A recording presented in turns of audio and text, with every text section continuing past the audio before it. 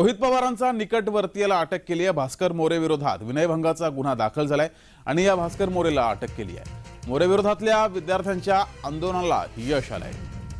तर मोरेला अटक केली आहे। भास्कर मोरे याच्या विरोधात विनयभंगाचा गुन्हा दाखल केला होता आणि त्याच्या विरोधात विद्यार्थ्यांनी आंदोलन केलं होतं आणि या आंदोलनाला यश आलंय।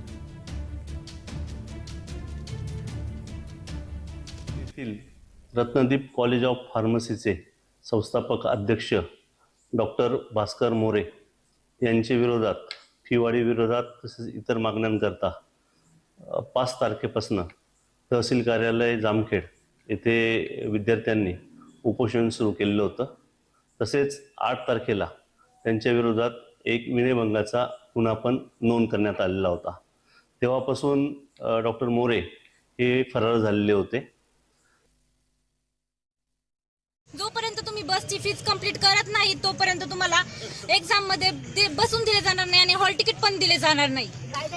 आणि सीआर व्हॉलंटियर हे बनवतात, जे सरांना वाटेल ना, जे पूर्ण बसल आणि जे सरांना वाटेल हे विद्यार्थी चांगला दिसतो, विद्यार्थिनी चांगली दिसते, मग सर त्यांना टार्गेट करतात।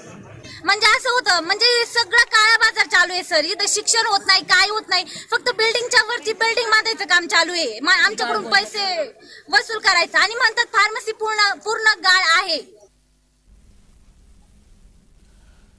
दरम्यान या प्रकरणी विद्यार्थ्यांनी व्यक्त केलेल्या वेदना काय आहेत पाहूयात।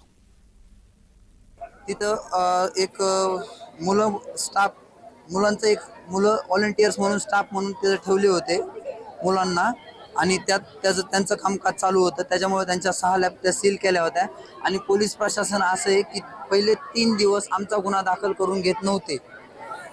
पहिले 3 दिवसाच्या नंतर मग वर्ण जो काही राजकारणाचा असा इथल्या सामाजिक क्षेत्रातल्या माणसांचा जो दबाव पडला त्याच्यामुळे त्यांनी आमचा गुन्हा दाखल करून घेतला होता। निम्मे विद्यार्थी सर, सर्व विद्यार्थी पास आउट होऊन गेलेले जे विद्यार्थी सर, त्यांना अजून ड्रेस पण भेटलेला नाही सर। आम्ही आता 4th इयरला सर, या वर्षी आम्हाला ड्रेस दिला गेलाय सर। ह्या ड्रेसची फी सर 10,000 रुपये घेतली जाते सर। काय सर या ड्रेसमध्ये असं 10,000 सारखं सर। जो कॉलेजचा संस्थापक आहे सर भास्कर मोरे सर, हा मुलींचे छेडछाड करतो सर। याच्यावरती 2 विनयभंगाच्या केस आहे सर। याच्यावरती पहिली पण एक विनयभंगाची केस चालू आहे सर आणि आता पण पाठीमागे एक बेचमीची मुलगी पण सर इथे एक फास घेऊन नेलेली सर। तिचं पण कुठलंही प्रकरण उघडकीस आलं नाही सर। ते पण प्रकरण दाबले गेलं सर। ते चौकशी झाली पाहिजे सर।